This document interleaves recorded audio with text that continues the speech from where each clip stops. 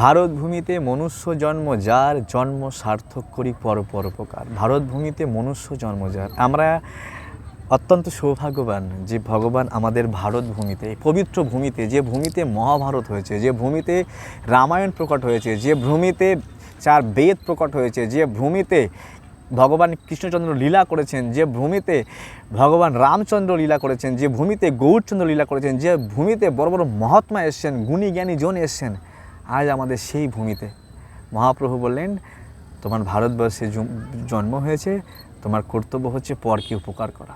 আর আমরা কিছুক্ষণই চর্চা করছিলাম কি দিয়ে উপকার করব? প্রাণ দিয়ে, বুদ্ধি দিয়ে, অর্থ দিয়ে, সর্বদা শ্রেয় আচরণ, সর্বদা পরোপকার করা। তাই আমাদের প্রয়াস করা উচিত আমাদের এই ভারত ভূমিতে জন্মগ্রহণ করে আমরা ভগবানের কথাকে প্রচার করতে পারি, ভগবানের সেবাকে প্রচার করতে পারি। হরে কৃষ্ণ।